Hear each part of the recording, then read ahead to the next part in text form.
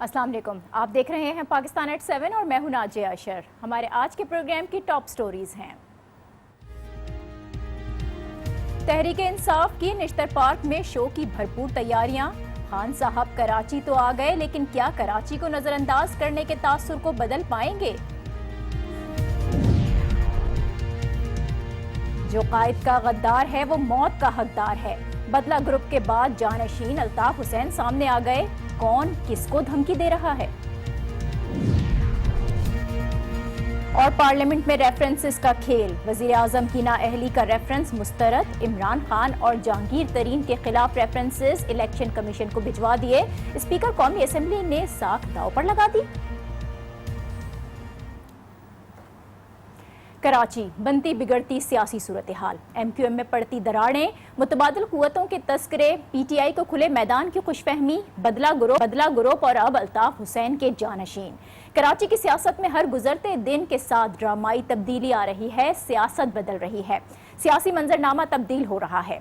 MQM कमजोर नजर आ रही है। शेर जख्मी है, लेकिन फिर से उठने की भी कोशिश कर रहा है। MQM के दफातर गिराए जा रहे हैं तो PSP के बनाए जा रहे हैं। कराची में PTI भी एक्टिव हो रही है। MQM के कमजोर होने से टूटने वाले वोट बैंक का फायदा हर कोई उठाना चाहता है। इसीलिए खान साहब भी कराची पहुंच गए हैं। कल निश्तर पार्क में तहरीक इंसाफ का जलसा होने जा रहा है, लेकिन क्या कराची पहुंचने पर उन्होंने कराची वालों की कोई बात की? मीडिया से गुफ्तगू में सारा वक्त पनामा लीक्स और विफाक को निशाना बनाते रहे। तो हम कुछ देर पहले हमने देखा कि स्टील मिल के मुलाजमीन से खिताब किया, मुलाजमीन को तसल्ली देने की कोशिश भी की।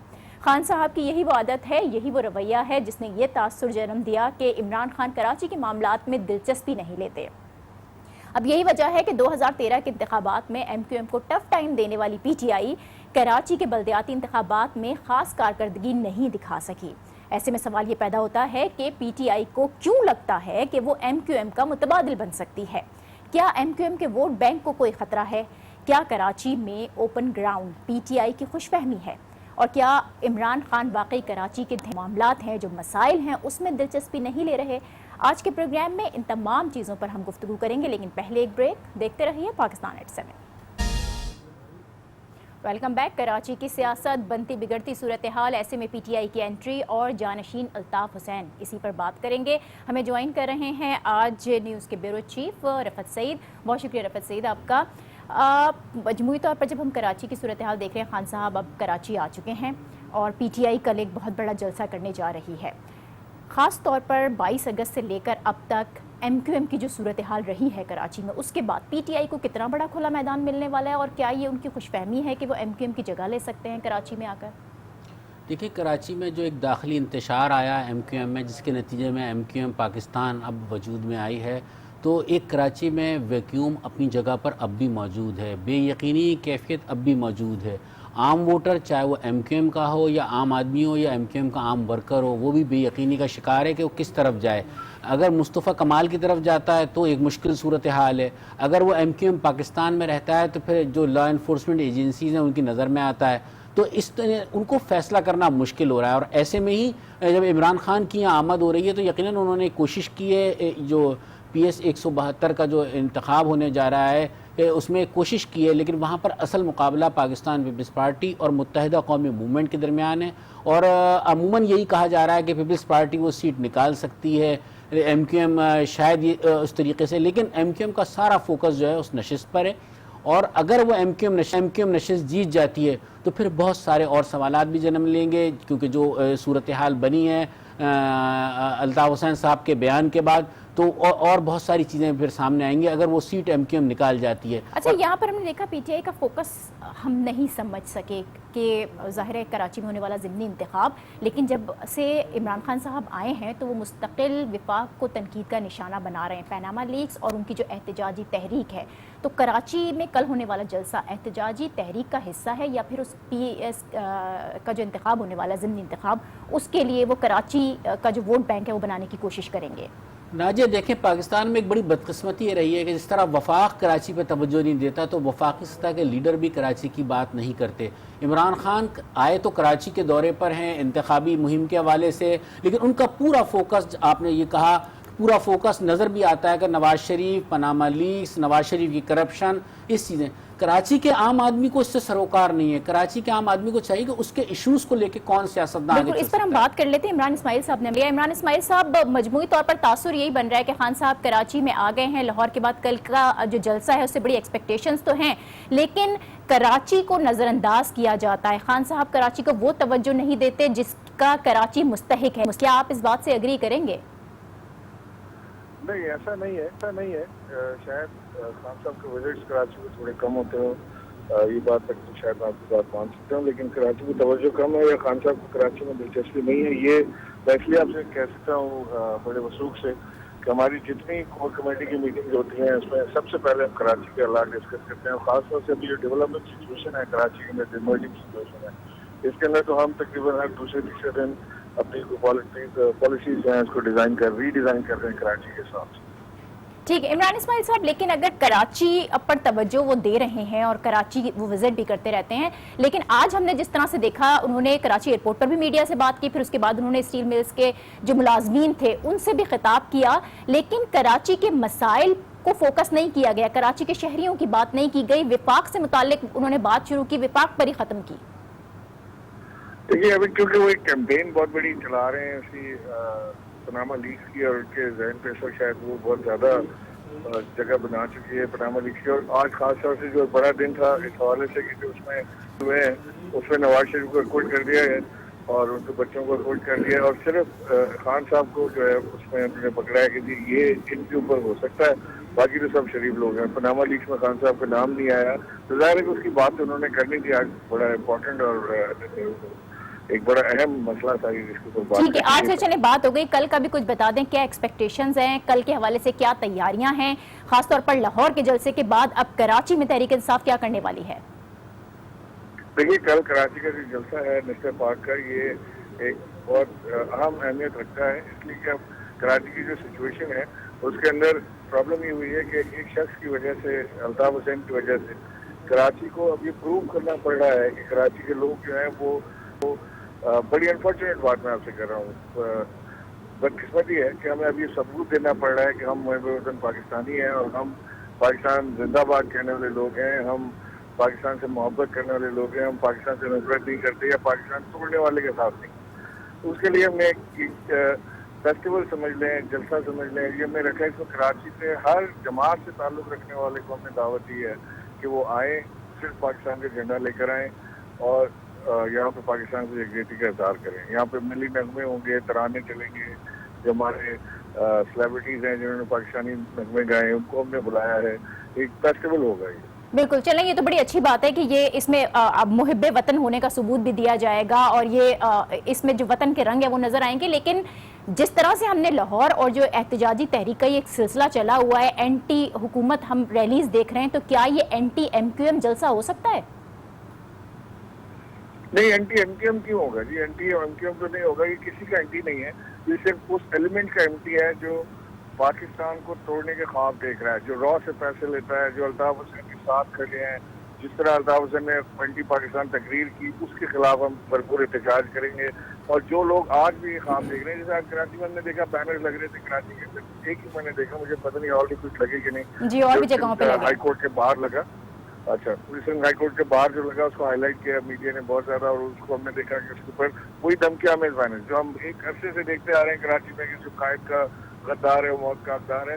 یہ تو ایک تھریٹ ہے نا، یہ تو پورے کراچی کو ایک دوبارہ سے اسی خوف کے گرد باندھنے کی سازش ہے. اور مجھے حیرانی اس چیز ہے کہ جب کراچی کے اندر ایک اتنا بڑا آپریشن چل رہا ہے، لا انفورسمنٹ ایجنسیز اس کے اندر پوری طرح انوالوڈ ہے، رینجرز دن رات ایک کر رہی ہے، پولیس اس میں لگی ہوئی ہے، باقی ایجنسیز کام کر رہی ہیں اس نیٹ ورک کو بریک کرنے کی، جو پاکستان توڑنے کی بات کرتا ہے. اگین ہم نے وہ آج دیکھا کہ بالکل حیرانی صرف آپ کو ہی نہیں، پورے کراچی والوں کو حیرانی تھی کہ آخر یہ کس طرح سے لگا. بہت شکریہ عمران اسماعیل صاحب آپ کا. رفعت صاحب، آپ نے دیکھا عمران اسماعیل صاحب بھی ازدگی کا اظہار کر رہے تھے، اور یہ چیز ہم نے لندن سے بھی دیکھی، لندن سے بھی کچھ ٹویٹس آئے اور اس میں یہی سوال اٹھایا گیا ہے کہ ریڈ زون پولیس اور رینجرز کے ہوتے ہوئے ان کی موجودگی میں اس طرح کے بینرز کا لگ جانا سوالیہ نشان اٹھا رہا ہے، ڈرامہ قرار دے دیا ہے لندن کی جانب سے اس کو. اس پر میں بالکل بات کروں گا، لیکن اس کے ساتھ ساتھ میں بتا دوں کہ جیسے عمران اسماعیل صاحب کہہ رہے تھے، اصل میں ہوتا ہے کہ قیادت کرنے والا ویژن دیتا ہے، وہ عام ووٹر کے لیے، عام کارکن کے لیے عمران خان کوئی ویژن نہیں دے پائیں، کراچی کے لیے کوئی چیز پیش نہیں کر پائیں، کیا منظرنامہ بنے گا، کراچی کے لوگوں کے مسائل کس طرح سے حل ہوں گے. تو فیسٹیول یقیناً فیسٹیول پارٹی کے طور پر وہ آ رہا ہے کہ پارٹی کرنی ہے آ کر یہاں پر فیسٹیول. بالکل، تو اس کا مطلب یہ کہ ان کے اب بھی کراچی کے مسائل پہ توجہ نہیں ہے. جس طرح وفاقی سطح پر کیا جاتا ہے کراچی کے ساتھ زیادتی، وہی زیادتی ہو رہی ہے. اب بات کرتے ہیں بینرز کی. تو بینرز کوئی یہ نئی بات نہیں ہے. ہاں موجودہ حالات میں یہ بالکل نئے لگ رہے ہیں لوگوں کو، لیکن اگر 19 جون 1992 کا آپریشن دیکھیں، اس کے بعد جب ایم کیو ایم میں کوئی آپس میں ٹکراؤ ہوا ہے یا کوئی دھڑے بندی ہوئی ہے، گروپ بندی ہوئی ہے یا یقین دلانا ہوتا ہے، تو اسی قسم کے نعرے دیواروں پر لکھے جاتے ہیں. یہ تو ایک بینر تھا، اور ایک جگہ اور بھی ابھی ملی ہے ڈاکٹر فاروق ستار کے حوالے سے بھی صدر میں ایک بینر لگا. تو یہ اکا دکا بینر لگے ہیں، لیکن ایک بڑے پیمانے پہ اس کراچی شہر میں چوغال چوکنگ ہو چکی ہے. جو قائد کا غدار ہے وہ موت کا حقدار ہے. لیکن اب کون ہے غدار؟ کیا آپ اس کو سرزمین پارٹی کو کہیں گے یا فاروق ستار گروپ؟ اب اس میں سوال یہ اٹھ رہا ہے کہ ایک ایسی سینسیٹیو جگہ پر، سندھ ہائی کورٹ کا احاطے کے قریب، سندھ سیکریٹریٹ، سندھ اسمبلی، تمام اہم تنصیبات، ریڈ زون، اور جہاں ہر وقت پولیس، رینجرز، انٹیلیجنس ایجنسیوں کا نیٹ ورک موجود رہتا ہے، وہاں ایسا کون جوان مرد تھا، ایسا کون آدمی تھا جس نے ٹی وی کیمرے لگے ہوئے ہیں وہاں چاروں طرف، اور اس کی سرویلنس ہے اس علاقے کی، اور وہاں آ کے وہ بینر بھی لگائے، اس کے تھوڑی دیر بعد ایک جگہ اور بینر لگائے. تو یہ چیز سمجھنے سے قاصر ہے. یقیناً اس قسم کی چیزوں سے ہی سوالات جنم لیں گے. ایم کیو ایم پاکستان جو ہے اس کا پورا فوکس انتخابات پر ہے، اور میں یہ سمجھتا ہوں کہ اس وقت جو ہے آپ دیکھ رہے ہوں گے کہ اب رینجر بھی ایکٹیو ہو جائے گی، گرفتاریاں بھی شروع ہوں گی، یہ سارے کام ہوں گے. ایم کیو ایم فوکس کر رہی ہے، ایم کیو ایم پاکستان اس حلقے پر جو پی ایس 172 والا ہے، اور یقیناً ان کی کوشش ہے کسی طریقے سے اس سیٹ کو نکالیں. پی ٹی آئی کو بھی یہی کرنا چاہیے تھا کہ وہ انتخاب پہ فوکس کریں. وہاں پر وہ بتا رہے ہیں. ہاں یہ ضرور ہے کہ عمران خان کا ووٹ بینک اب کراچی میں کہیں نہ کہیں ایگزسٹ ضرور کرتا ہے. بہت شکریہ رفعت سعید ہمارے ساتھ تھے، اور کراچی کی صورتحال پر ہم بات کر رہے تھے. اس کے ساتھ ہی پیناما لیکس پر جو اہم ڈیولپمنٹ سامنے آئی ہے اس پر بھی تھوڑی سی کچھ بات کر جائیں کہ اسپیکر نے وزیر اعظم کے خلاف نااہلی ریفرنس مسترد، اور عمران خان کے خلاف جو ریفرنس تھا اسے منظور کیا ہے. پیناما لیکس پر دفاعی انداز اپنائی نواز لیگ اب ایگریسو ہوتی دکھائی دے رہی ہے. پی ٹی آئی کو بار بار اوپن گراؤنڈ دینے کے بعد اب حکومت نے جیسے کو تیسا کی حکمت عملی اپنائی ہے، اپنی طاقت کا استعمال کیا ہے، پاور دکھائی ہے، اور اسپیکر قومی اسمبلی نے پیناما لیکس پر وزیر اعظم کی نااہلی کا ریفرنس مسترد کر دیا ہے. شیخ رشید کو ان کی درخواست پر جوابی مراسلہ بھی بھجوایا گیا ہے، جس میں صاف صاف یہ بتا دیا گیا ہے کہ اسپیکر نے اپنے اختیارات کا استعمال کرتے ہوئے ریفرنس مسترد کیا. آئین کا آرٹیکل 62(2) کے تحت وزیر اعظم کی نااہلی کا سوال ہی نہیں اٹھتا، جبکہ ریفرنس کے ساتھ منسلک ثبوت بھی ناکافی قرار دیے گئے ہیں. اسپیکر نے وزیر اعظم کی نااہلی کا ریفرنس تو مسترد کیا، لیکن عمران خان اور جہانگیر ترین کے خلاف جو ریفرنسز تھے وہ الیکشن کمیشن کو بھجوا دیے، جس پر خان صاحب بھی غصے میں ہیں، اور انہوں نے جب آج کراچی پہنچنے پر میڈیا سے بات کی تھی تو اس غصے کا بھی اظہار کیا تھا. انہوں نے کیا کہا، آپ کو یہ سنواتے ہیں. کہ اسپیکر نے پارلیمنٹ کو اسی طرح، پارلیمنٹ ایک جو جمہوری ادارہ ہوتا ہے اس کی کریڈیبلٹی ختم کی. اپنی پہلے اس کی کریڈیبلٹی ختم تھی کیونکہ دھاندلی کر کے آیا ہوا ہے، اور دوسری دفعہ بھی دھاندلی کی اور وہ بھی سپریم کورٹ میں کیس ہے. اپنی بھی کریڈیبلٹی ختم کی. پاکستان کی عوام کے سامنے اس نے کیا ہمیں اس وقت کیا سبق دیا ہے کہ اس ملک کے ادارے جو ظالم ہے اس کے ساتھ کھڑے ہیں، اور جو مظلوم جو کہ انصاف چاہ رہا ہے اسی کے خلاف ایکٹ کر رہے ہیں. اسپیکر کی ساکھ سوالیہ نشان ہے. پی ٹی آئی چیئرمین کو آپ نے سنا. عمران خان اور جہانگیر ترین کے ریفرنسز کتنی سنجیدہ نوعیت کے ہیں، اور کیا دونوں کو نااہل قرار دیا جا سکتا ہے؟ اسی پر اب ہم بات کریں گے. سابق chief election commissioner Qamar Dilshad صاحب نے ہمیں جوائن کیا ہے. بہت شکریہ قمر دلشاد صاحب آپ کا. الیکشن کمیشن عمران خان اور جہانگیر ترین کے خلاف ریفرنسز پر اب کس طرح کی کارروائی کرے گا، اور نااہلی کے لیے جو موقف اپنایا گیا ہے کہ خان صاحب نے آف شور کمپنی چھپائی، یہ موقف کتنا مضبوط نظر آتا ہے آپ کو؟ کیا اس کی بنیاد پر نااہل قرار دیا جا سکتا ہے عمران خان کو؟ الیکشن کمیشن پاکستان کے پاس اب جب ریفرنس واپس آ گئے ہیں الیکشن پاکستان کے پاس اسپیکر کے تھرو، اب یہاں آئینی طور پر الیکشن کمیشن کو سمری ٹرائل کے اختیارات حاصل ہو گئے ہیں. اب وہ سمری ٹرائل کے جو ہے وہ بڑے اختیارات ہوتے ہیں، وسیع اختیارات ہوتے ہیں، اور اس میں وہ اپنا فیصلہ کرتے ہیں. لیکن ظاہر ہے کہ آپ اپنے انہوں نے ایک تو بڑا پوائنٹ آف یہ ہے کہ عمران خان کا پوائنٹ آف یہ ہوگا کہ جب انہوں نے کاغذات نامزدگی داخل کروائے اپنے انتخابات میں حصہ لینے کے لیے، تو اس وقت ریٹرننگ آفیسر نے ان پر کیوں نہیں غور و خوض کیا؟ یہ جو پوائنٹ ہے یہ اتنا زیادہ وزری نہیں ہے.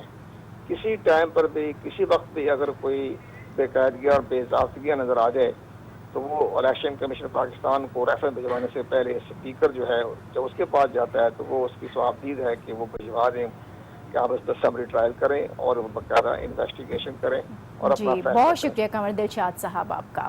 پیناما لیکس جس پر ہونے والا یہ ہنگامہ اور ریفرنسز کا جو کھیل آج چلا اس پر ہم نے بات کی. اسی کے ساتھ مجھے دیجیے اجازت، کل آپ سے پھر ملاقات ہوگی. اللہ حافظ.